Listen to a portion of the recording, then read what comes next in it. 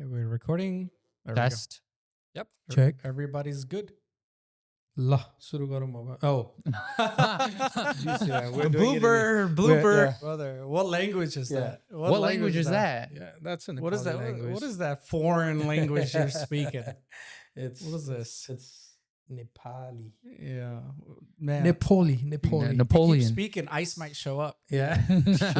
Shit, man. You'll see it in the door right now. Yeah, they were knocking. They were waiting for you to Yeah. slip up. I think that's what they were waiting on. Yeah.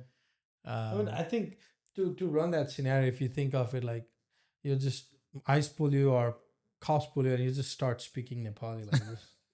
What? Oh, dai tapai ko ke re? That's a horrible idea. Yeah. That's not the best idea. I think that's the opposite of what you want to do. What you should be doing. Yeah, that's the opposite of what you need to do. I mean, yeah, I know. Right now with everything going on, right? True. I mean, they might ask us like, are you an H1B? Yeah, That's like I don't know. Yeah, I don't know how that interaction will go. But yeah. I mean, Frisco with H1B is the capital of H1Bs. yeah, I think that. Yeah, we'll talk about that in a little bit. Yeah, I'm glad you mentioned that. Yeah. I'm just saying, Yeah, but it's good. It's good you mentioned that. That's one of our topics we want to talk about. Actually, we just added it to the list. But welcome to our podcast. I have Roshan here to my What's left, up? and then I have Sagun Hey, as well how's it joining. going? I'm Sujan, and this is the first episode of our podcast that we're still trying to figure out the name for. Yep. But don't let a little bit of unknown stop you from pursuing, Yes, sir. and getting started. Yeah. right? Yeah, you'll find a name one Yeah. day. All those things can be figured out, Yep. but getting started is the most important thing. Always Just- the hardest. Yeah. Going about it. And we want to thank you, Sagun, for stepping up and being our first guest Of course. in the podcast. Of course. You're doing great things, yourself. You're kind of like a social media guy for our community and, things that you're doing. As we can see, Austin Report, like Yeah. proud Austin Report guy, right? So to start with, man, tell us about Austin Report, what you do and Yeah. what Austin Report does and all that stuff. Yeah, for sure. Thank you. First of all, thank you guys for having me as the first guest. Yeah. I feel honored to be here. I just want to say the Austin Report, I started it about a year ago now. I actually moved to Austin a year ago. So I'm fairly new to Austin and Texas in general. And when I came here, I didn't know anyone here. I only knew you. Awesome. Yeah, that's it. I'll be honest, right? I didn't know anyone else. And So you knew the main guy. Yeah. I knew the main guy, but I wanted to know more people, right? Yeah, yeah. So what happened was that I didn't even have my real estate license. So I was working on my real estate license. I got that in 2 months since I've been in Austin. So I was like, you know what? How can I let other people know about what are things happening in Austin? Because I used to have friends in Michigan that used to ask me like, oh, what are you doing in Austin? What's going on in Austin? Why'd you move to Austin? So then I'm like, let me think of a way to kind of bring it together and also in social media. And I've done social media for a long time. It's not like Austin Report is the first thing that I've been doing. I've been trying different things on TikTok for sports and all these different kinds of stuff. So I was like, you know what? Let me start a page. I will name it the Austin Report and just go from there. And then I had one of my friends as inspiration as well. He started Columbus Report pages himself, but I was like, you know what? Let me just do it in Austin as well. So it was a combination of a lot of things. So I was like, let me just try and see what happens. Initially, I wanted to do it for real estate, but then it just became way more than that, where I talk about, things that are happening like events, breaking news kind of stuff like tech, all these developments, because Austin is such a growing city with a lot of potential. So I was like, you know what, let me just do it. And here I am right now with basically 30,000 followers in like 10 months now. So That is pretty awesome. So I think the first thing we talked about was like getting started, right? That's like Yeah. the important thing. So when you were getting started, like what was that thought process like? When you put on social media, do you see success right away, or it takes the No, time? How do you keep going with that? Good question. You never see success right away in basically in any profession that you do. It's all about putting the work in. I like to preach that consistency is key in anything that you do. The first 30 days, I've done a lot of, seminars and all these like workshops and things. I tell everyone the same thing. The first 30 days, I used to only get like 500, 600 views per video. But guess what? I didn't quit. I kept posting even more videos. I used to post around 7 to 8 times a day because I thought to myself that, one day Instagram is gonna appreciate, what kind of content that I produce and things like that. And then, one day I just got a viral video, and then it just really just changed my whole projection. Dude, that's our problem, Roshan. Yeah. See, he talks 30 days. We Yeah. stop at 29 days. 29, yeah. Dude, we got to keep going. That extra Yeah. days is You got important, it. man. And that's the thing. I'll tell you that day that I got my viral video. I didn't even want to post that day, and I posted it like how I do every single video. I did it, and I'll tell you the video that really kind of elevated the Austin report. It was the concert dome video. So there's a dome near Austin, and I like to shout them out as like they're called Concert Dome, and it basically they play like music inside, and it's a dome that actually like has lighting for every kind of music that you have. So I reported about that, not expecting anything, right? And then all of a sudden that video just got like over 100,000 views. And then my follower just started going like from, I had, I think 1,000 followers to like 3,000 followers that same day. And then I realized, I'm like, you know what? That gave me even more motivation. I got to be very serious. And then the next day I posted about, what was it about? It was Airfly. It was an aerospace company. And when I posted about that, sorry, Firefly, there we go. Firefly Aerospace. When I posted about that I got another like 200,000 views. And then the rest is just, Keep on going. it just kept on going, momentum. A lot of people started following me, knew who I was, and just appreciated what I did. So what's your like primary platform? Like, is it Instagram? Yeah, Instagram. But obviously, I've started on TikTok, Facebook, things like that. But Instagram is where I started it, and that's kind of been my priority. Okay. So I think maybe a quick, what I would love to know, or what I would love for like our audience to know is what really matters in social media, right? So I'm going to throw a list of things at you and you tell me it matters, it doesn't matter, right? Okay. So you mentioned the first thing, posting consistently. Yep. So like, what does that mean? Every day or as much as you can? No. Is there such a thing as too much posting? No. There's nothing as too much posting. I said this in one of my podcasts as well. Instagram, it's all about how much can you post, right? And Instagram is not like it used to be back in 2018, 2019. What I tell people is just be yourself, be authentic, and just post as many times as you want, because Instagram will push it out. Instagram will slowly start pushing all those things out. People are too scared to post because they think, oh, what are my friends or what are they going to think about me about that? But it's not about that. The most successful people that I've seen have posted like over five times a day. So it's not just about being scared to post and being like, oh, you know what? Let me just post whenever I can. Post as much as you can. I think that's my advice. Okay. So posting consistently, yes, it matters. Yeah. What about hashtags?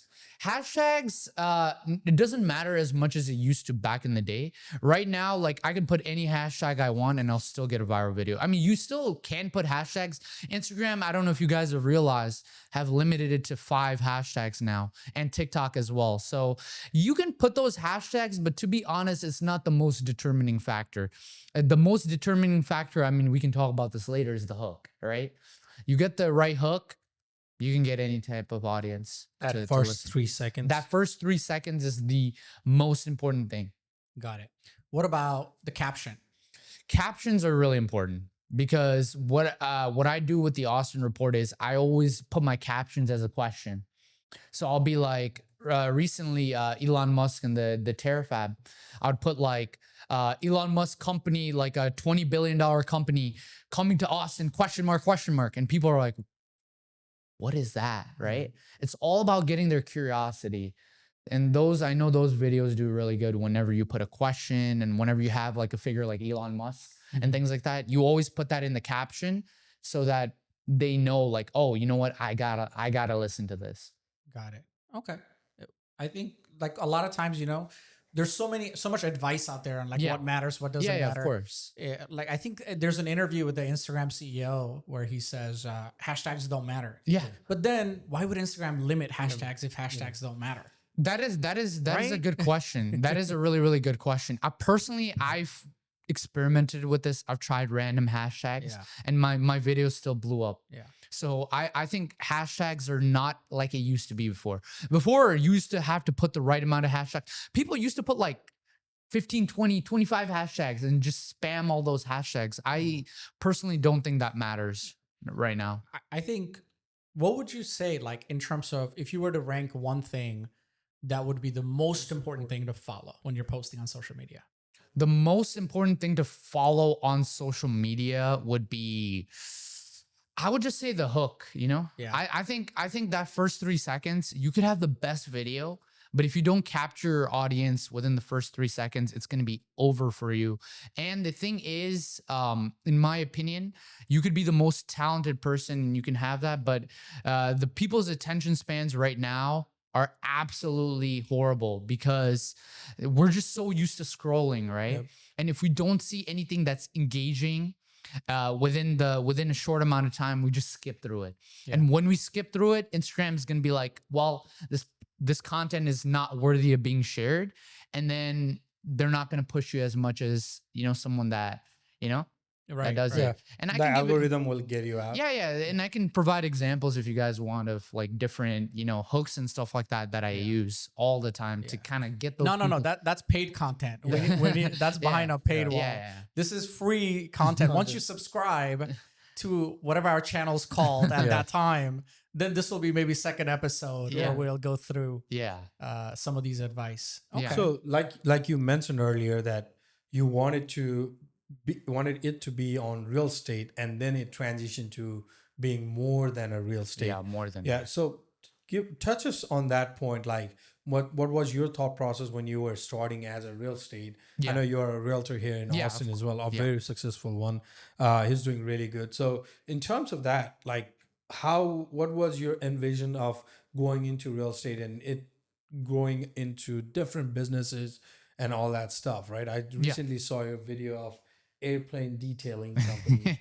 yeah, Right? So he did a video with an airplane detailing company with a plane on a private jets and hangar, stuff like that. private Yeah. jets and all that stuff. So talk us Yeah. through on that part. Yeah, for sure. That's a good question. So initially, when I started the Austin Report, like I said, it was primarily through real estate. I got my real estate license. I'm like, how am I going to get people to know who I am? I think that's the most important thing, right? Because brand identity and having an online presence is important. But as I started posting, I noticed I'm like, there's different things happening in Austin, not just real estate, right? Like what I said with the concert dome, you know, all these events and stuff.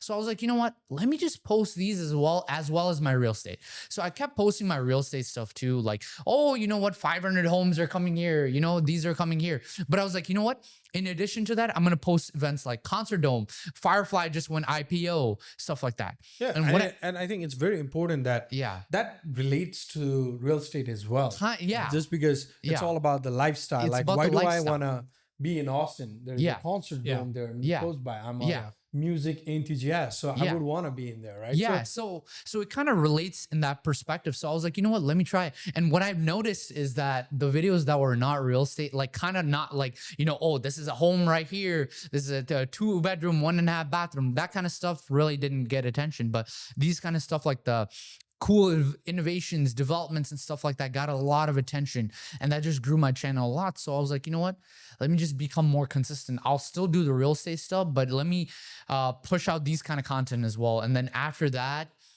it just started snowballing. I started getting like so many followers, went from 0 to 5K in like a couple months, 5 to 10K in a month, 10 to 20K in like a few weeks. And then, you know, now I'm at 30K. Right. So everything just started snowballing. And then, like you mentioned about the aircraft detailing, that's a part of my business spotlight series that I do, where I give businesses a platform in Austin. Because one of the main things about Austin that makes Austin unique is this entrepreneurship kind of like growth here, because there's a lot of business owners in Austin, and it's easy to collaborate with business owners. But the thing is, they're not known because there's so many different businesses. So I created this business spotlight to give them the platform that they deserve, and for my audience and everyone in Austin to see what kind of cool businesses that they're here. So recently, like you mentioned, had an opportunity to do an aircraft detailing company. You know, me and him, we talked about it and I thought it was a cool idea. Let's go. We went to the Austin Executive Airport in Pflugerville.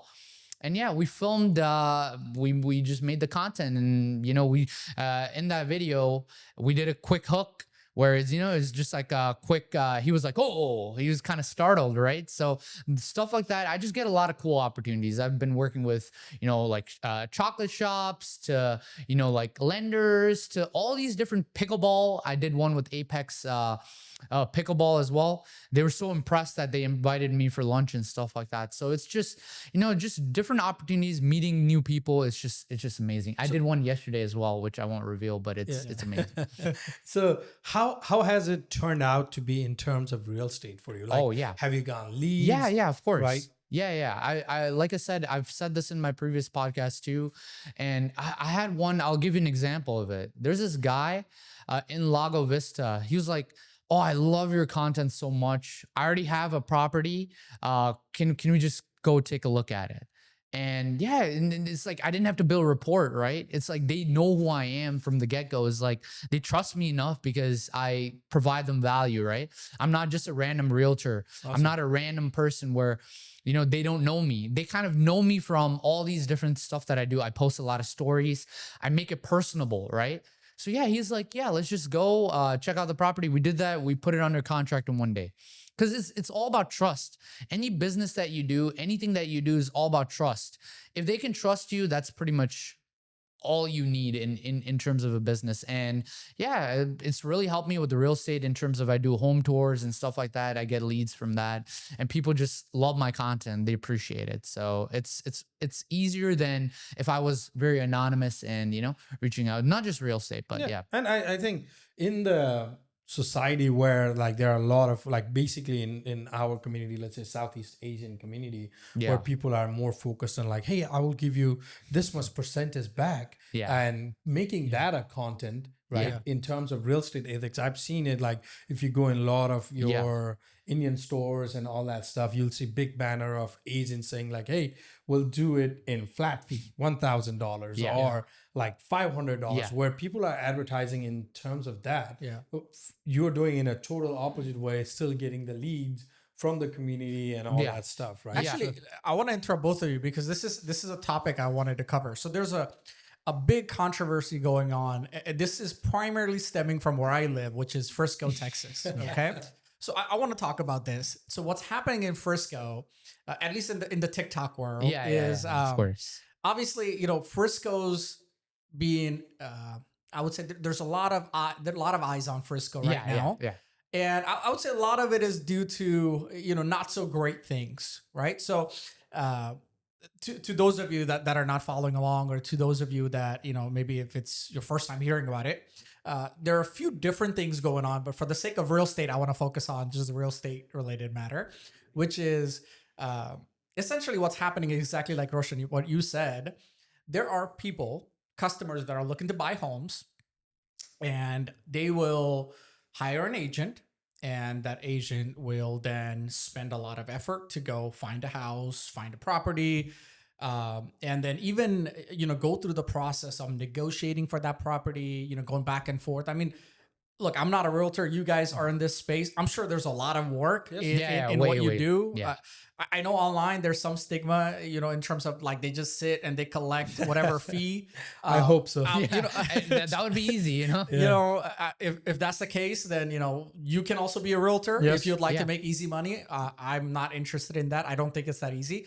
But regardless, the controversy is that there are people within certain demographics that are really being highlighted. And to be honest, it's the Indians in Frisco. Okay. So what is happening is while they're looking to buy a house, they'll work with the realtor to go through the process of finding a home that they like, going in, looking at the house, doing multiple walkthroughs, and of course having the realtor negotiate with the other realtor in terms of pricing. And then when everything is ready for the contract to get signed, they're actually switching the realtor and going with somebody else who's offering exactly what you said, which is, hey, I'll do this for 1,000 and I'll make them pay 3% and I'll keep 1,000. I'll give the rest to you. Right. So obviously there are a lot of realtors that are frustrated in Yeah. Frisco to the point where actually, a lot of people are refusing to do business in Frisco because they're like, I don't want to go do all this work and later have to lose money, Yeah. right? I would love to hear your guys' opinion on this. Yeah, you Yeah. go. Like you said, TikTok, when you scroll, I don't think you can avoid Frisco these days. Frisco is a great city, right? I mean, Yeah, there's a lot 100%. of I mean, developments. like and a things few years ago, Frisco was like the fastest growing Yeah. city in all of Yeah. America. Not Best. It was like a year ago kind of Yeah. thing. Was Yeah. it just a year? I mean, Yeah. but for Yeah. multiple years, Frisco's been like one of the best places to live Yeah, in. best places to I live. think the school districts are amazing. Amazing. The property tax not so amazing. I mean, it's very expensive. But I Yeah. think that's all of Texas, to be Yeah. honest. But Yeah. still, like I think the overall reputation for Frisco, I would say, even during COVID and maybe recovering from COVID up to 22 to 23, Yeah. was really good. Yeah. Yep. And then for the past 2 years, Frisco's gotten this reputation for Bad. being a place that you want to avoid. Yeah. I would And- say probably 6 to 8 months. Yeah, I would say like 6 to 8 months because of other things on Yeah. top of Yeah, it, which I other- want to cover. Yeah. But I want to like stay on topic Yeah, on the yeah, real for sure. estate. Yeah, yeah. So For you sure, guys yeah. go take it away. Yeah. So my opinion on that is, I mean, it's not good. It's Yeah. destroying the business. If you have so many of these realtors that are trying to basically hijack and just do it for $1,000, while they're probably not even a full-time realtor, by the way, Yeah. and just to get Yeah, quick yeah. money. That's a fantastic point. So there are actually realtors Yes. who don't do any work. Yeah. All they do is they advertise. Maybe they put a banner up, Yeah. like you said, Roshan, or they'll have like a Google ad running. Yeah. Yeah. And I listened to this one podcast. I think the guy's name is Nick. And they're like local Frisco based podcasts where they Yeah. talk about a lot of these things. And he specifically said, I didn't fact check him, but he said that he came across a realtor who all he did was this. Yeah. And he would just get these customers that flipped last second. Yeah. And he would keep $1,000. And from what I understand, he sold more than 1,000 homes this way. Yeah. Just $1,000. Just 1,000, but it And he was- adds up. I mean, that's $1 million. Yeah, that's $1 million. Right? Yep. So, I mean, there are people that are making a lot of money. And obviously, on the other side, there are people that are spending a lot of effort. Yeah. Like I've bought homes Yep. and I hate doing walkthroughs Yeah. and I hate going from community to community. And I'm a buyer. Like, I'm Yeah, going to as live a- in that house. So I can only imagine as a realtor, like what that process is. It's painful because you're showing them this. You expect like loyalty from them, right? You expect all these or they might not like a specific home, so you're just going home after home after home. But then if they're doing this last second, Right. then how are we gonna get compensated for our time and efforts, right? Right. So I just think this whole cashback thing, especially, as it's growing right now, like you said, in Frisco, is absolutely horrible. There has to be some kind of action done by NAR or something like that to get, because it's going to get even worse. And when it gets worse, I think realtors are just going to get out of business and they're not going to do real estate anymore. Or like because they don't want to point? sell any homes in Frisco. Or they don't want to sell homes in Frisco anyway. Yeah. So and it's going to be just these $1,000 realtors that are competing against each other. I think in the sell side, they are not in a picture. So in a sell side, if you're listing a property, there's a lot of work that you have to do. Yeah. So these guys that we're talking about for $100,000 or $500 that they do for a flat fee, these are in buyer side mostly. Yeah. And also at the same time, these are like more in new builds and all that Yeah. stuff that they do it. Just because in a resale home, there is now, we all are aware about the NAR. There's a big lawsuit in terms of this, per commissions and all that stuff. So right now, a lot of people like in the listing part of it, I think they are not used to it. But at the same time, they're just crossing that, like they're just stepping on that gray line of it, right? Where they're like, oh, I'll do it for $1,000 and I'll give you the cash back. There are certain rules and ethics community has set up in terms of National Association of Realtors as well. And there are a few things that have come from TREC as well in terms of securing the realtors as well. So now there are certain forms and contract forms, like you make sure you want to sign that with your buyer before you go sell that property. Yeah. Right. So those are the things that have come into it. But in terms of them doing it, I know they're like, oh, it's legal, you can do it, TREC does this and that. I totally get that. But what I'm trying to say is like, hey, you're destroying the market sitting at home, doing another job and trying to get someone's livelihood, right? And I think in terms of real estate, I don't think realtors are going away, but I see due to these kind of things, I see the buying side of realtors going in extinct. Yeah. pretty soon. They're gonna be extinct. So what do you mean buying side? So let's say if you want a representation, so right now as a realtor, if you want to buy a house, I will make you sign a paperwork. Like I have to do some disclosures, right? It's called information about brokerage services. I will send you that, which will have my information, my brokerage information, and all that stuff. And then at the same time, there's also another agreement called buyer's broker agreement, right? Where you'll be signing as a buyer saying like, hey, I hire Roshan or Sagun as my realtor to find me a house. And it will mention that 3% or 2% or 1%. So we're not going to talk about the percent here. Yeah. Anyway, so X amount of money will be paid for showing a house and all that stuff. So what they do is now we specify that, and there are a lot of sellers. They say, "Hey, we're not paying any buyer's agreement commissions. So you as an agent can show my house, but I'm not paying you. Your buyer needs to pay you." So that had changed in the community right now, and now for them, they are getting paid to list the house and sold the house. They're not worrying about buyer's agent part. Like, hey, your buyer has an agreement with you, and as per the agreement, you should be paid by your buyer. Got it. So this should hopefully help avoid that like last second switch, because there's no incentive now to switch because it's coming from your own Yeah, pocket. I think they are still doing Yeah, it. they're still gonna They're figure out a one way way to do it. forward about Yeah. it. Like they're like, oh, I mean, I is don't it- like the realtor. But you know, once again, I'll play devil's advocate, right? So this is obviously impacting you guys directly. Yeah. But I mean, I don't think it's like I'm not gonna use like legal or something like that. But I mean, it's a free market. Yeah. You can list your house for whatever price you want, right? Yeah. So now there are agreements that are happening between sellers and seller's agent, and buyer and buyer's agent, right? Yeah. So, for example, like before, where seller was obligated to go pay for the buyer and seller's agent. Yeah, They were never obligated. It Yeah. was always negotiable. it was always. Oh, was it really? So, Okay. yeah, so it just came into the highlight after this lawsuit came in.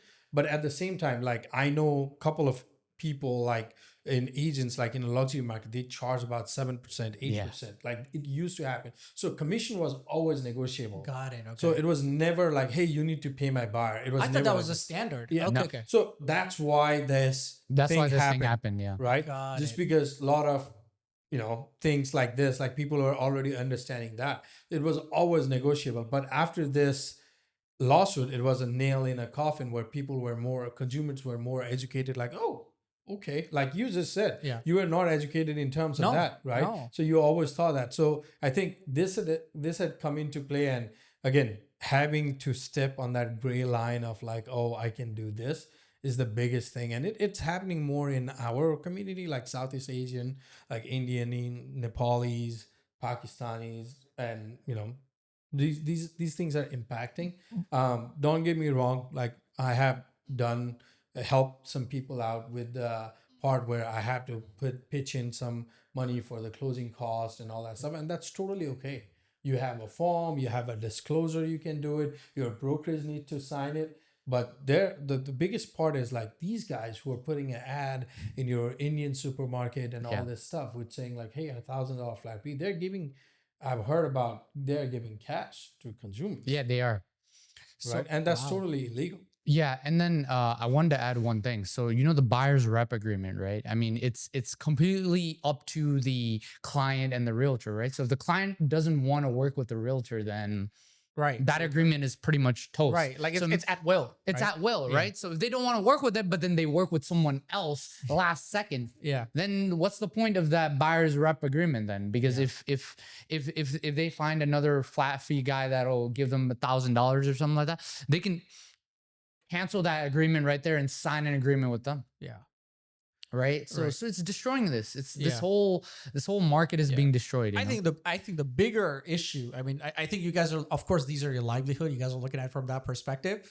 But I'm just looking at the reputational damage, like that we have to go and face. Like, Yeah. look, man, I'm a brown guy. Yeah. I'm not Indian. I'm Nepali. But Yeah. look, I'm also realistic enough Yeah. to know, like, we're all the same, Yeah. like in the eyes of Yeah. like locals. We're Nepali to the eyes of like Indians Yeah. and Yeah. Pakistanis, but Right. if anybody in general from, let's say, United States ask us, we are Indians. Yeah. Yeah. You know, or Yeah. like, so with me and my wife, whenever we're going to any places and all, like, and we're like, oh, you're from India, your wife from China, like she has a little bit of a Tibetan, Yeah. you know, background in Yeah. the culture part of it, but Yeah. she's Nepali. But Yeah. we're But they don't know about yeah, it. yeah. So we're never like, I think we did one podcast in our Nepali series podcast, Dal Bhat Tarkari podcast, about like what are we to the eye of the people, right? We're basically Indian or Chinese. Like if you see little bit high up people from mountains, they look like Chinese. Yeah. And like people like me and you know you guys we're totally Indian to them, right? So we see like we have that identity. We are like all put into the same bucket. Yeah. Yeah, I think that's the problem that I see with all this is, you know, obviously, you know, we've spent a lot of time. I mean, like all of us have been here for a long time. Yeah. and, Long time. and I think one thing I appreciate about at least, you know, you guys is, you know, unlike what goes on in our community, and we can be realistic. I mean, there are many times where we have very low ethical boundaries. Like, why is it that, you know, I think we got to question it ourselves. Like, you know, it's if it's a problem, you got to say it's a problem, you know, and somebody's pointing out that this is a real problem, right? There's no problem with, hey, Sagun, I'm going to pay you $1,000. And you're in agreement there in the beginning and you guys decide that and there's an upfront agreement, right? Makes sense. That is between two like people with free Parties. will. What is not okay, and essentially this is almost, I mean, I would say this is fraud at the end of the day. It is. Hey, you know, like I'm gonna make you do all of the work, and at the end, I'm just gonna not pay you what we agreed on. That is fraud. And then I'm just gonna go with somebody else because it's convenient, right? Like obviously there are no laws there yet, you know, surrounding this, but I'm sure eventually there's gonna be something that comes out I of think this. there is like, so with real estate we have like protection period and all that stuff, but like Who so- enforces that, or so that's the big thing. Who's Yeah. gonna enforce Yeah, that? that's gonna the big enforce thing. that? A law gone unenforced is Yeah. not a law. It's not So allowed. biggest thing is like what Sagun mentioned earlier is like, I want to cancel it. I don't like you. Yeah. That's They'll it. say that. That's all. That's Yeah. all it needs to be done. I mean, yeah, it makes sense, but is that an excuse for something No, else? it's right? not Like, an that's- excuse. that's- It's an easy way out Yeah. for them to work with someone else. yeah. And then again, like you That's the said, problem with the realtor, right? Like you're not charging for your work, you're charging for a result. Mhm. I'm That's- doing it. That's the So challenge. I've right? changed few things on like whenever I'm working with few people right now, whereas like I'm putting a forefront under contract is like, hey, so what this is like, this is just the beginning of it. I just did it in one buyer rep agreement. Is Yeah. like, hey, this is my fee. Right. So what I do is like we will do an agreement and you will pay me a retainer's kind of like depends on how big of a house you're looking for. Got it. You're paying me $5,000 right now, and at closing, I'm paying you back just because I'm getting money off my commission, Got it. right? So, or So you're getting some commitment from them. yeah, Yeah. definitely, right? I mean that's how the builders do it. I don't know if you guys know Yeah, this, like like the the new home deposit, builders. yeah. They get the deposit, and then once they do that after closing, then they get get the that that credit, yeah. deposit is going towards your down payment. But the Yeah. builders also allow for you to cancel. yeah. demo- But at least they have that. Realtors don't. Sure. Yeah. They're also doing commission as well. Sure. Yep. So I think those are the things that you have to be a little bit proactive with these guys as well, right? So with the listing as well, I do the same thing. Like, hey, I'm putting in the marketings and all that stuff.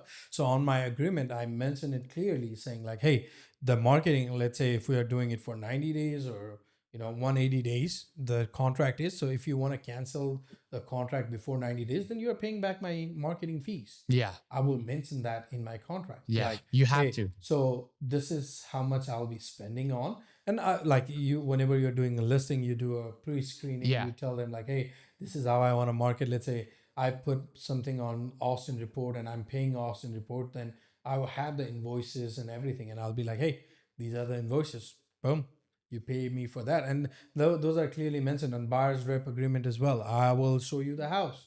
I don't mind. But you're going to pay me $1,000 right now to be your agent. And once we find a house and we close, I'll pay you back your $1,000.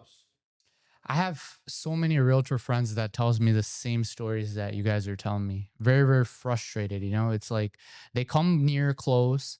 They're about to close, celebration time. And then absolute flip flop, and then they just have nightmares because they've spent so much time and effort, and you're just not compensated. And I just feel like that should just change in this like sphere. That's why so many realtors are quitting, is because it's just not fair sometimes. I mean, the right? market's also rough. I mean, the think. market is rough as well. for but realtors, yeah, right? yeah, it's rough as well. I don't think but many people are like buying homes right now. no, I mean, especially with the I would stability. say like probably more buyers than sellers right now. Anyway, but but with how real estate is already, it's Yeah. like they're making it even harder. Right. So Yeah. You know? And I think what Susan I mentioned earlier about like, hey, why as a community or yeah, you like know, I want to address the low ethical boundary. I think yeah, that's why because Why? that's impacting whether you guys realize it or not. That impacts us. and it's not only on real estate. I mean, we can talk about Frisco again. I mean, we don't want to bash on Frisco. Look, I mean, I live in Frisco. Yeah, I'm he allowed lives to in- speak yeah, about yeah. this So- because this is something and that at the same impacts us. time, like in Frisco, another hot topic that we have seen is like H1B part of Yeah. it, Oh, right? yes. Right. Yeah. So we're I mean, it's like on we're like outdoing ourselves in terms of what can we do to go and kind of tell the whole world. what Frisco is about. Yeah. I mean, it's a everything you see on TikTok, at least like local TikTok. That's where I see a lot of these. I mean, Texas is on the map quite a bit, but Frisco, man, like we've got these the whole realtor thing going on. We have this like H1B thing going on. I mean, dude, and it's like look, it's like all against Indian people, right? Like, I mean, they're the largest. I would say probably acceptors maybe of like H1Bs. Obviously, it's used in tech a lot. Most of H1B folks are tech people that come here. Now, I don't know if we blame the people coming here or if we blame the people that are bringing them here. And I don't know what is fraud, right? Like, are we saying like the company's committing fraud or USCIS is not validating this enough? I mean, there's a lot of questions here. Yeah. And I see like a lot of people like Nick Shirley coming up in Frisco, right? Like they're trying to do what Nick has done. I think he's now in California and he was in Minnesota, right?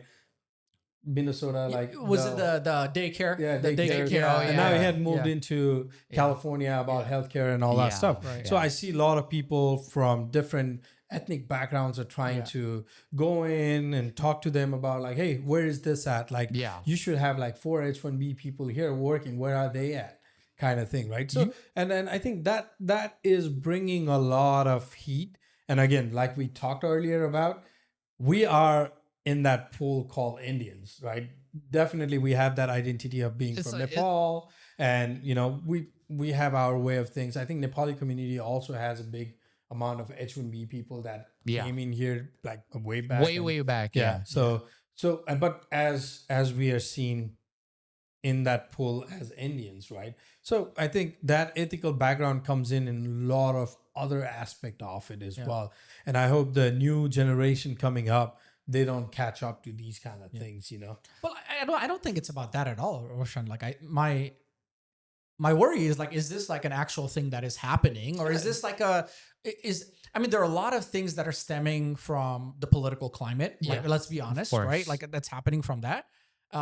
And like some of it, like when we talk about this realtor thing, this is a very real thing. And we like it's happening. Yeah. I mean, it's happening. There's a pattern of it like happening. Like it's happened before. Yeah. Maybe now it's happening and more people are being more vocal about it. Right. And it's not just in Frisco. Frisco is just one No, place. that's just one example. Yeah. But I know people and it's from the same Austin. demographic, right? It's the same demographic where like, they're willing to nickel and dime everybody. And it's all about like, hey man, how can I go save that extra dollar? It's not appreciating other people's work. And I think that's, all of us came into this country, and this is my personal philosophy, right? All of us came into this country and we've benefited a ton from the opportunities here, from the infrastructure here. And I think like a responsible thing would be to contribute and pay that back, not to go suck resources away and take it away from people. Yeah. Right. Especially when, we're working with people. Like if I'm working with you guys are in the same place. And if there's a way, like if I'm a buyer, seller, and there's a way for me to pass that on to you, where you pass that opportunity on somebody, I think that's like I don't know if moral is the right word, but I just know that's the right thing to do. Is if you benefit from a system, you need to be able to give back to that system and not suck away more from it, right? Yeah. This is what I think a lot of the time, like, when we talk about the right versus the left in the political climate, Yeah. the right says, hey man, like they're sucking away resources, and the left saw like we're just handing things out, right? I don't know where I fit into all that, but Yeah. when we talk about this specific topic, I think you have to contribute to society without like always thinking like, hey, I want to be taking. You can't always be taking. I think that goes into anything that you do in life, in business, in anything. It's called a giver's mentality, where you give and not expect something back. A lot of people are very reciprocal, or they take things. But when you do that in long term, you're never going to be successful. in Especially anything like that when you you're wanna do. taking and it's taking away from somebody Yeah. else, right? Like if I think there's a difference in just taking, Yeah. and when you take and that comes out of somebody else's like Yeah. hard work. I think Yeah. that's twice, 10 That's times as twice worse, as taking, right? you know? So It's not I fair. think that's the problem that I see happening.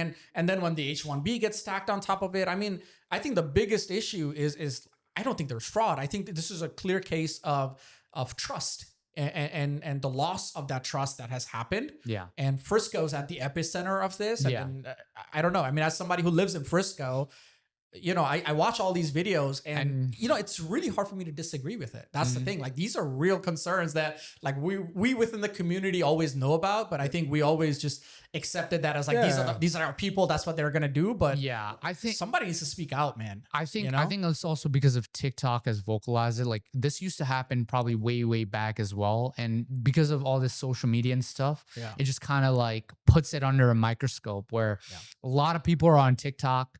There's already that trending topic. You're already talking about H1B. You're already talking about that. So now people are like kind of putting their microscope under Frisco, Right. and all these different other kinds of stuff are just popping up, where it probably wouldn't have. Yeah, if it it's just wasn't like once you lose that initial trust, right? Yeah. I mean, you guys are in the business of trust. If you think about your business, right? 100%. I think everybody's in a business of trust, but you guys like If specifically. it's a service-based business, Yeah. it's Yeah. all about it's trust. all about trust. So, but you guys also know, like, once you lose that trust even a little bit, Done. anything new that comes up, like you're never gonna be able to get it back, right? It's Yeah. like one decision makes, like, it could take you 10 years to earn trust. Yeah. But one single decision, no matter how small, all of that can go away. All of it is and that's gone. what's happening now, right? Like, for the longest time, I think one of the reasons Frisco became a great place to live and Frisco grew in economy, I would say, is a lot also because of, Indian people and them moving in. And of course, they contribute in terms of property taxes, in terms of,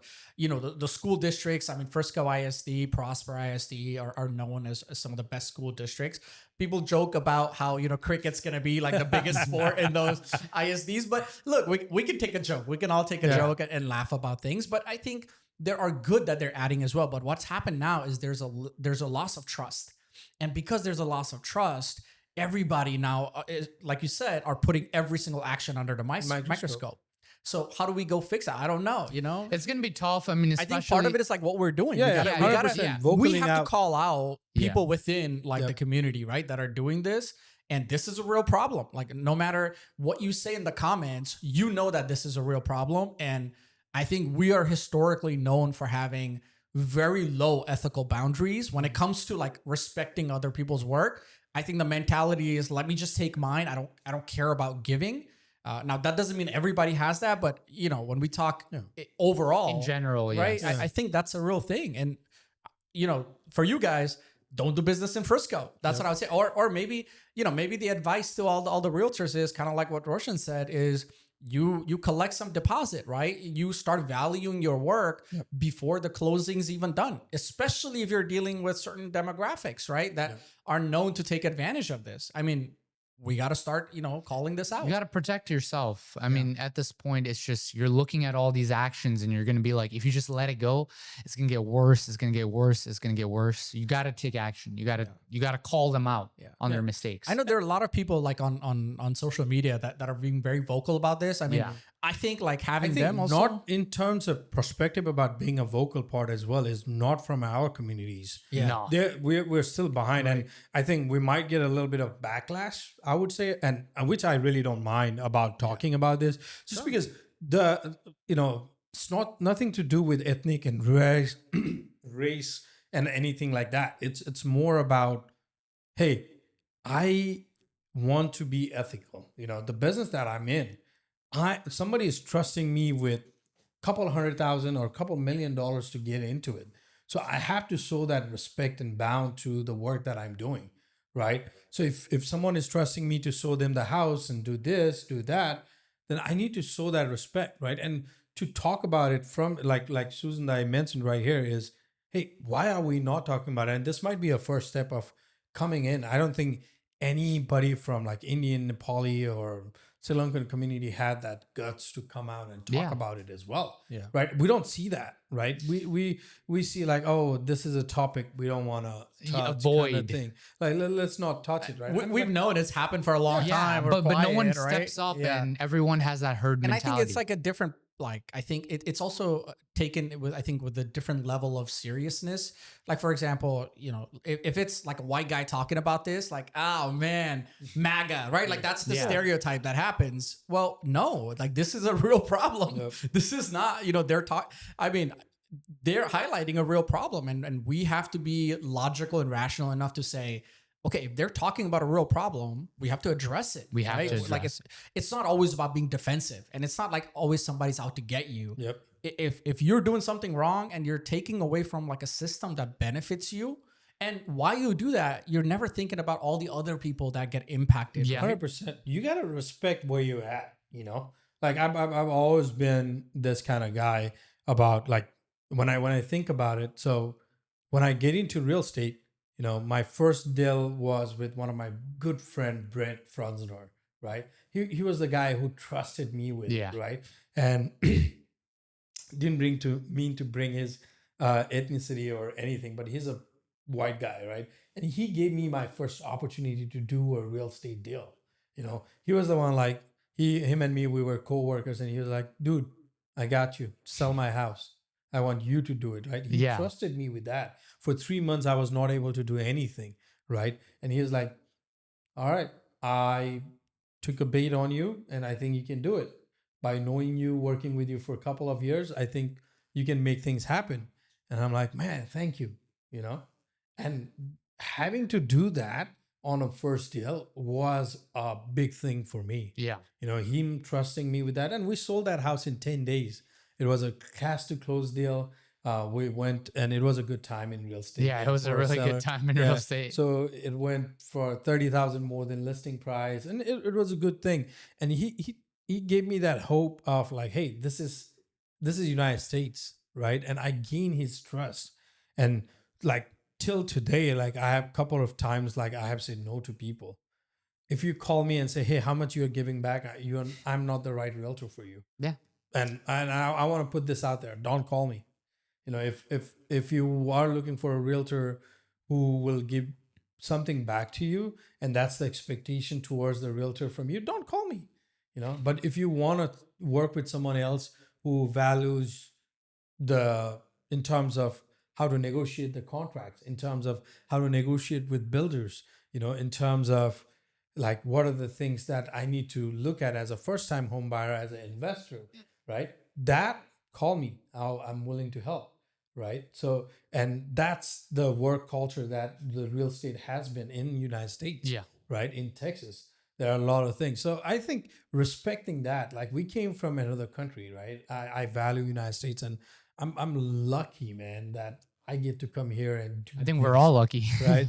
Right. Yeah. I mean, one way to look at it is like, I got that opportunity to come here, and I have to respect what the culture is, what the rules are, regulations are, laws are here, right? You have to assimilate. Yeah, 100%, Yeah. right? You know, and at the same time, I think there are a lot of people who respect that. You know, we coming in here and like my Walmart days, there are so many people I can think of. They welcomed us with a warm hug and say like, "Hey, come on over, man. We're here to teach you. I know you came from Nepal, right? I know you don't know a lot of things here.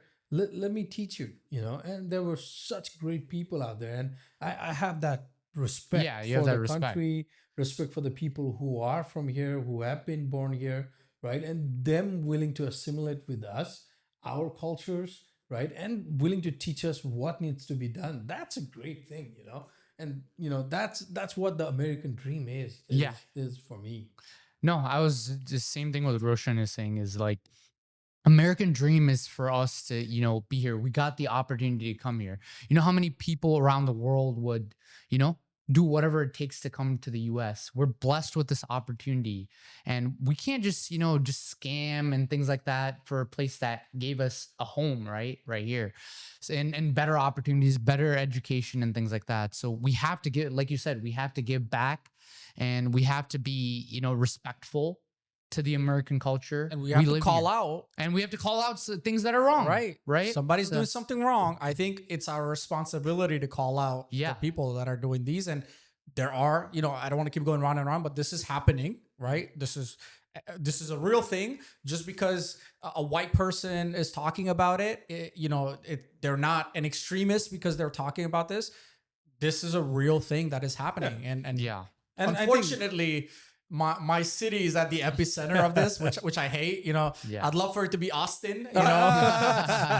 So Austin people, home buyers, do that in Austin. Okay, you take that out of Frisco, but Yeah. But I think, if no one speaks up, it's gonna happen it's Frisco is just that start, right? Yeah. It's gonna have, there's gonna be another trickling bubble. down It's everywhere. gonna trickle down everywhere. And guess what's gonna happen? It's just gonna go from bad to worse to worse to worse up to a point. Someone has to call it out. I think there has to be some kind of consequences to these behaviors. If not, it's just, things are going to get worse and worse to a point where, our economy and things like that are not going to be, it's not going to be good. Yeah, having that courage, talks a lot about your credibility as well. Talking these kind of things, you can get backlash about it, right? You're in a business of knowing people and getting people to come to you. So having that credibility with the community, or community basically represents everybody that's living in there. Frisco is not just about Indians or Nepalis or anybody there. It's Frisco has been there for a long time. One of the fastest growing places in, And I think another thing that I want to call out is like we want to welcome all the people who want to talk about these kind of issues. We might be called like, controversy podcast. It's okay, but we want to raise these concerns and issues. And if you guys want to come in and want to have a chat with us, we have we do it in both places, in Dallas and here in Austin as well. So we don't have a name for the podcast. Send location. Yeah. Tell us what location. That's Yep. it. Send us a location. We will be there. We want to talk to you guys as well, right? And it doesn't matter. I know we look like brown people, right? One of my friends used to say, I'm white, but I'm brown inside, and right. So we might be brown by outside, but we might be white outside. So it doesn't matter, right? So let us know if you guys want to have, if you want to come in, talk about it, and raise any other concern in the community that hasn't surfaced out but needs to be surfaced out. Let us know. We want to come in, talk about it, have fun with it, at the same time educate people as well. And I do think there's I think on this real estate thing, I completely agree with what's the news out there, that there is a fundamental problem. I think the H1B is a little bit opposite. I have an opposite opinion on all this H1B fraud. So I know there are a lot of people that are prominent, in the area that are speaking about it. I'd love to get their perspective, because I think I would have a little bit of a different perspective on exactly what they want to do, and exactly what I think, what would go against their opinion, in terms of fraud and all this. I mean, I think there are different complexities to H1B that maybe they don't understand. They don't understand. Yeah, which it's okay, right? I think if we look at it from an educational perspective, we could look at it, or maybe they have an opinion that perhaps is right, that we're not understanding. Yeah, it's the H1B situation. I mean, I see it all over Twitter, should it be discontinued, or should we have more H1B, because there's engineers coming here, and they're working as well, right? I mean, So you're in tech, right? So this is something that impacts you. Yeah.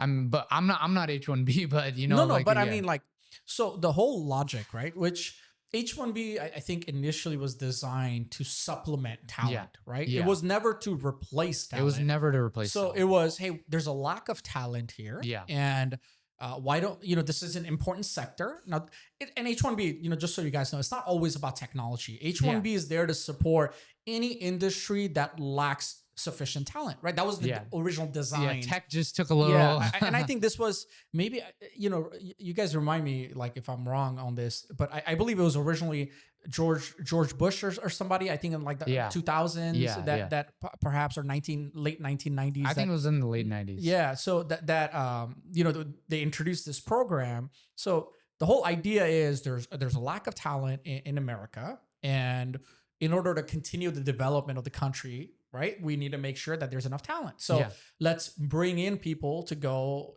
supplement that talent. And where we are today is, H1B is the source of cheap labor. Yeah. Right. So if you hire Sagun costs, 2x the cost of somebody we can get from H1B. Yeah. So companies have started using that not to supplement, but to replace. Yeah. And I think that's what's causing a lot of frustration with people here, because we're talking about tons of layoffs everywhere, like all especially the time. tech, right? All the time. We talked about Oracle laying off 30,000 people. Just one morning you wake up, you get an email, you no longer have access. Your computer's locked out and it's over. I mean, like we've heard about layoffs from Meta, from Microsoft, Cisco, all the fan companies, any fan companies and more. And they say it's AI, but if it's AI, why are we continuing to bring in H1B people? Yeah. When there's enough talent here, right? Yeah. So I think these are the things that is causing a frustration for people and unfortunately, I think that anger is like being directed towards the wrong group.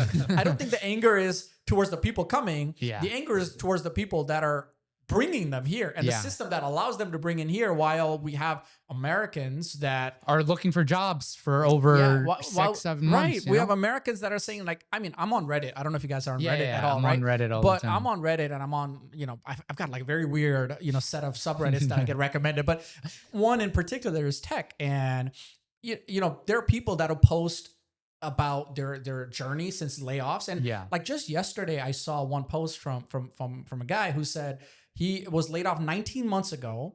He applied to 4,500 jobs and did, I think, 90 something interviews. And yesterday he accepted an offer after 19 months in tech. 19 months. 19 months. Now, he's an experienced guy. Yeah. Imagine the students graduating. Yeah. Imagine like all the people that got into tech to say like, hey man, I'll get an opportunity here, and they don't have. And I think on the other side, imagine all the H1B people that came into the country saying, hey man, I've established here, I've got my family here, I've settled down here. But now, either a lot of H1B people are also getting laid off and they're having to go back. Yeah. Which I think, you got to be able to sympathize, because they're also victims of the system. Yeah, they're not like abusers. Yeah. The real abusers are the companies that continue to bring in these people under the guise of, like, we need additional labor, when in reality, there's plenty of talent in the market that are being disregarded because of cost. Yeah. Right. And it's all about money. Right. And I think that's the big problem. I don't think the H1B people coming in as H1B is a big problem. It's the system that allows them to bring H1B is a big problem. Totally agree. I think that has to be, changed in a way where, companies are obviously thinking about profits and things like that. But what about the American people? What about talented people here? Why not give them an opportunity? Why not give college grads that just graduated now an opportunity for them to become successful as well? Why are we neglecting those kind of people? And that's like a main concern, just so that we can save a little bit of money. Is that really going to help the economy? No, it's not going to help. I don't think it's a little bit. It's a lot of money. I mean, it is a lot of money, but like a tech developer is probably going to get paid like 60, 70,000 as like an H1B, versus like if they're here, you're probably going to have to pay them 2x, especially in this market. Right. So, I mean, there is a significant difference in pay. But my point is, like, even the entry levels, right? Entry level people, you don't have to pay them as much as people that, have a lot of experience. So I was kind of vouch for the entry level people, because that's kind of where I started, right? And if you don't give these guys opportunities, how are they going to build a career for themselves? How are they going to survive here, right? And that's the sad part, because I see it on Reddit, like you said, all the time. Young college people, right? They did computer science. They've done all these education systems. They're optimistic. They're looking for a job, and they're saying, no, I can't find anything. They're saying, oh, I need 4 years of experience, when they haven't even had a job before. For an entry level job. For an entry level, they need like 4 years. Yeah. So the bar is being set very high. You have people leaving the tech industry, Whereas when I graduated in 2018, it was the booming center. Like it still is. It still is. I mean, you look at Nvidia, you Yeah. look at like all the FANG companies. I Yeah. mean, I think like these, FANG companies and really any tech companies probably make up, really the Fortune 550, Yeah. Fortune 100 companies. Most of them are in the tech business. They are in the tech right? business. I mean, let's look at it in a. I know we're talking about the as a whole, right? Even from tech background, I was listening to one of the podcasts, the Watch with Nepali podcast, and there was Samir Maske, the Fuse Machine CEO. Oh, yes. right. He's a Nepali background, and he has a company that's in Nasdaq. Yeah. You know, Impressive. AI company, Wow, right. So, I mean, there are things that when the opportunity is given, like Sagun said, now it's just too tough for somebody who just graduated to just put their fit in somewhere to get that experience of 4 years to go on. And how do you grow is the biggest problem right here, right? And when you look at it, look at those things, those are the problems that are creating inside. And I think that's why people are coming out and talking about it, pointing out about these issues like, hey, this is what's been happening, right? So the two overall, like there's good things, bad things, and there's like total straight up fraud things that are happening, right? So we need to, I think this might be one of the start of for all of us to see like, hey, call things out if things are not happening. If not, then you'll be singled out, like in Frisco for Indian communities, right? I've also seen in Reddit there are people that are very scared to open their doors now. Yeah. Just and it's because like we didn't speak out about it. Somebody has to come out and talk about it for us to talk in these kind of topics. So Yeah, and all these other topics comes. I don't know if you guys heard about like the LLCs that they opened up in Frisco as well, and they have like Yeah, I saw people like companies- some guys just walking into some tech offices Yeah. and it's empty. yeah, I mean, but my opinion is that's not a problem. Most people work from remotely, so I don't think like people are like in offices. And if Yeah. there are people that are like occupying offices, no problem. They're paying rent. Yeah. That money is going to go, funnel the local economy. So, right? so my point is, it's like I mentioned before, everything is under the microscope, right? Yeah. It's like that stuff, if Frisco wasn't mentioned, would have probably not been even talked about. Yeah. But now we have all this situation. They're going to dissect Frisco out to like everything about Frisco. Any little move Yeah. is probably going to get headlines because Frisco is on the title. Frisco is in beta testing right now. Yeah. I'm like right in the center of it. I mean, I'm actually right in the border of Prosper. Maybe I'll claim Prosper. maybe you should move to Yeah, I'm in Prosper now. Move back to my Austin. address. I'm gonna or move back to Austin. Yeah, and by the way, if you guys haven't seen like what's going on in Frisco, Roshan gave me this idea. Watch those city hall meetings, Yes. Frisco Oh, yes, city hall meetings. yes, I yes. mean, dude, that's like hours of entertainment that you can get. I think some of it's very serious, but a lot of it is funny to me, to be honest. Yeah, and then it's also an encouragement. I was introduced to City Hall and City Hall meetings about it through Greater Austin Asian Chamber of Commerce. So I get to go there in one of the event, and I'm currently a advocacy committee co-chair for Asian Chamber of Commerce here. And I think we don't do the representation part in that part as well. Going into City Hall, you learn, you listen about what's coming in, what's happening in the city, like what are the new developments. I know Austin reports give all these kind of details, but before Austin report hits it, there's City Hall, like there's a discussion happening, right? We've seen in like Taylor, Texas, there people said no to data center. Oh yeah. Right. That's a whole topic. I think I would want to put this out there as well. Like I would encourage all of us to go in City Hall meetings. You don't have to speak, just go there and listen. There's so much knowledge out there, even for realtors as well. I know there are a lot of aspiring new Nepali Indian realtors coming out. Like, go to these City Hall meetings. You're going to learn a lot of things about the city that you're going to work into it, right? So have that kind of, mentality of like, hey, what's happening, and learn, and then go out and practice, be the expert of the community. Yeah. That's what being a realtor means. Yeah. Makes so, sense. And the City Hall part, like I know I said it in a very funny way for Frisco, but Frisco City Hall meetings, I looked at it online and it's just fun, and it's very entertaining as well. Yeah. Yeah, they have like long lines of people, one to Waiting to express speak. Yeah. express their opinion. And stuff two like- topics: H1B fraud and housing, and how Yeah. come there are 35 people living in one house? Yeah. Doesn't make sense. I mean, look, this could be like a podcast about Frisco from brown people that have like a very good ties to the community and understand how the community works, right? We would like to invite you guys to come in. If you haven't got a chance to speak in City Hall, you guys can come in our podcast and talk to us I think about especially it. there are like other people that are speaking out about this that are not brown, let's say, and I completely agree with their opinion. I think some of the things they say, I think sounds like maybe it's just misinformation, but that's okay. I think it's conversation worth having. I think we're repeating back and back on Frisco, so let's get out of this, right? So The loophole. No, Frisco will be here. Frisco it's the Frisco podcast. We only finished 1 hour of Frisco. We have 8 more hours to go.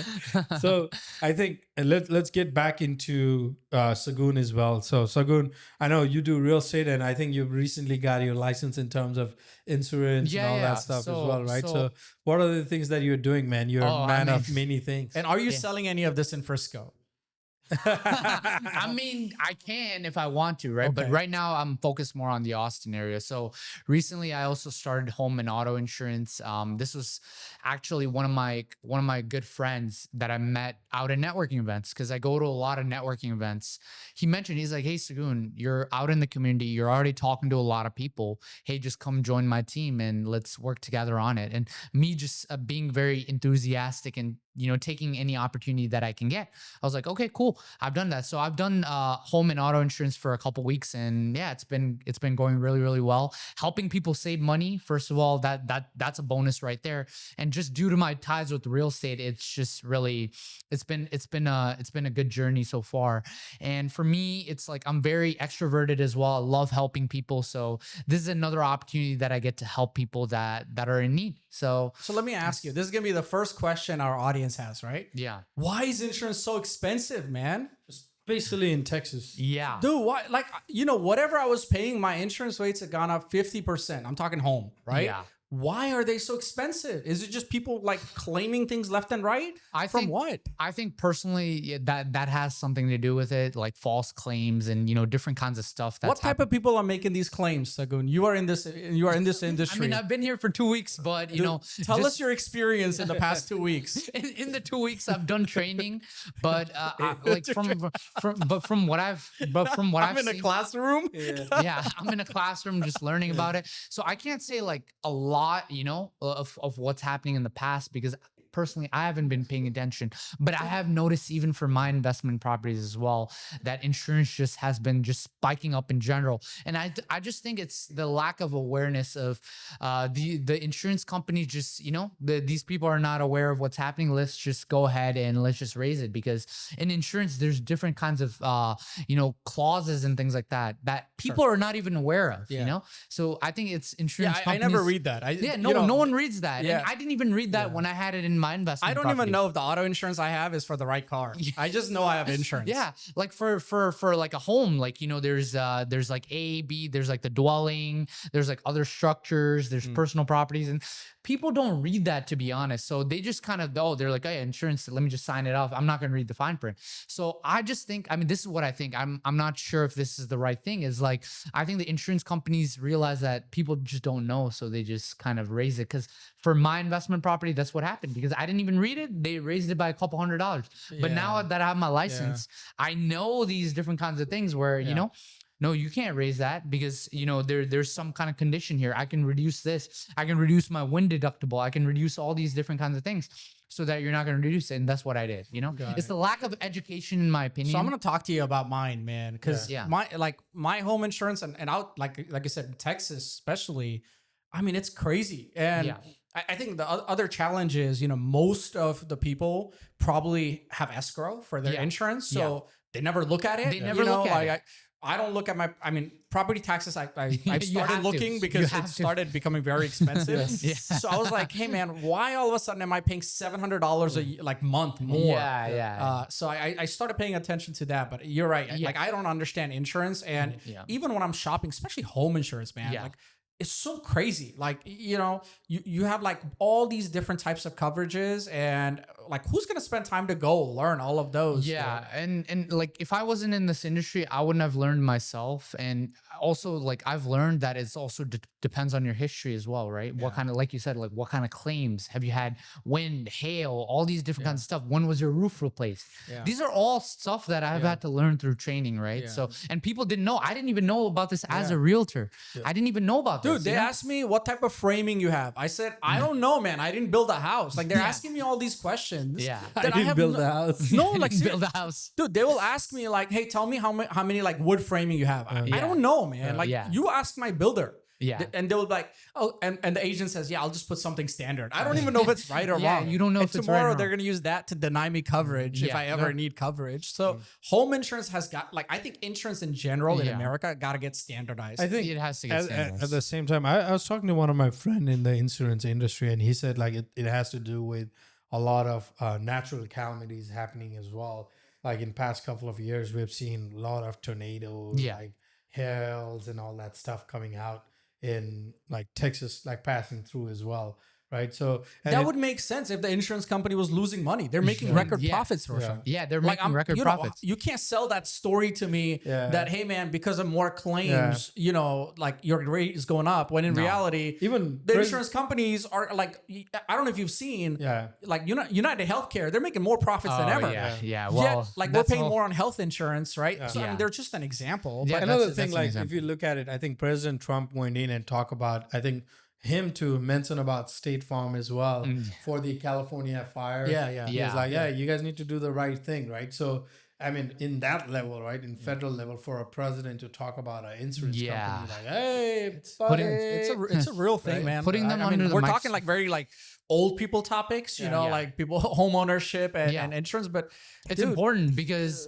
I think it's the lack of education. It's like I've learned that like just through training and things like that. Not many people even know what's going on, like you said, right? And I think for the future, there has to be more education on insurance. I think it should be some kind of like course or something like that where people actually need to know what's going on. Because if not, then insurance companies are just gonna it's just it's very gonna tough take to part- explain. I mean, yeah. you know, like we're talking auto, home, like I mean anything can be insured, but Yeah. like health insurance, God, Yeah. man. Like, how are you gonna understand deductibles and co-insurance and out of pocket and Yeah. yearly maximums and Co-pays. I'm like, just tell me what I need to pay. I'll Yeah. pay that. And hopefully, I hope- cross my fingers when I go to the doctor and like I have coverage. Yeah, you have coverage and things. Like I I, mean, went to a doctor and they're Yeah. like, you know, yeah, you sit here and I will call them. and I went and I sat and they said, "What's wrong with you?" I told them what's wrong with me. They said, "Okay, come back 3 months later if it continues." And then I went to the front desk and they said, "Okay, that'll be $300." Yeah. And I was like, "Dude, I have insurance." yeah. They're like, "Yeah, but your insurance only covers $50." And I said, "You just spoke to me. Why is that $400 for me?" Yeah. But what am I gonna do? Not pay? Like, you know, I And, have and to you pay. have no choice. At that Yeah. point, you have no choice. So that's how insurance companies are making money, is because of I that. think there's kind of- insurance fraud going on. We Oh, of talked course. about real Of estate course. fraud and Of H1B. course. I think insurance fraud is going on I mean, right now. United Healthcare was Yeah. that main example. And by the way, right? Allstate, please don't raise my rates. I'm talking for other people, right? But Yeah, God, man. but I mean, you have insurance for everything. One thing that I realized after going through that training is you have insurance for boats, you have insurance for trailers, you have insurance for jewelry, you have insurance Yeah, for yeah. shoes. Yeah, You everything. can insure anything that you want, right? Yeah. So these insurance companies, just with people not knowing what's going on, is I personally just taking advantage of it, and you need the right person to kind of guide that ship, right? In order to get you educated. I think it's a topic that people want to avoid. Yeah. But I think it has to be kind of more vocalized, in my opinion. I think we can wrap it up. I think we Yeah, talked yeah. about a lot of things. And Sagun, anything we didn't talk about that you'd like to mention? I would just say, just like Austin in general, I think I've been here for a year, and I think it's a city on the rise, and I feel like we have to give Austin credit for where it's at and where it's come from, right? With all the tech companies that are moving out here, NVIDIA here, the Terrafab coming here, I think Austin is such a wonderful place to be. I know people say like, people from California are the only ones that moved to Austin and things like that, but this is such a wonderful city, and I'm just so grateful to be in this area where there's just so much growth, so much development, to a point where it's where I want to spend a lot of my time in, because it's a place where, you know, you have like obviously the hill country as well, so you get to spend time outside, you get to meet cool people, lots of energy and things like that. So yeah, I just want to give credit, and I'll still always continue the Austin Report, and I want to keep growing this, right? And I want to keep talking to different business owners. I want to keep interacting. Doesn't even have to be like, you don't even have to be a business owner. If you have questions about Austin, right? If you need any help about like, oh, what are the events happening? What are like what questions? I get that all the time, by the way, in the DMs and people calling me. I'm always open, you know. I'm not gonna ignore you for not knowing about things in Austin, or if you have like a certain reputation, then I'm gonna hit you up. No, anyone else that is even from other states that are curious about what's happening in Austin, or people, Austinites, as people call them, even if they have any questions, I'm here to answer. And if I don't know, then I'll guide you and I'll link you to other people that know the answers to it, because I want to use my platform for good. Awesome. That's my objective. Awesome, man. Follow Austin Reports as well. He had cool things that he put it in. I am a regular, you know, it comes into my feed, but sometimes I just go in and look at it like, what are the things that's happening, any events that I should take my family out to, and all that stuff, right? So he's doing such a good job, and we really want to thank you for, you know, coming in and speaking with us freely and openly, right? And giving your 2 cents on things like real estate, insurance, you know, also about a little bit touch on the immigration part as well. Yeah. So we really appreciate it. And again, this is not the only time we'll bring course. Sagun in for multiple conversation. Like I said, we don't have any names to give you to follow us. So by the time it comes to Austin Reports, you'll see our name, I guess. Yeah. And I guess, yeah, like I like to say thank you guys for the opportunity as well, because, you know, this is the first episode, and having the first episode means a lot. And like whenever I did a business spotlight, when I did my first episode, it meant a lot as well. So Yeah. I'm thankful for you guys for inviting me here, kind of, you know, sharing your experiences and letting me share my experiences with you guys as well. And, you know, I'm looking forward to collab with you guys on, you know, future episodes and things like that. And if you guys need anything as well, or anyone that's listening, any help, I'm here to help. I love helping people. Awesome. It's having that giver's mentality. So Yeah, thanks for coming. With that being said, Roshan, why didn't you sign us off? All right. We are signing off. Thank you.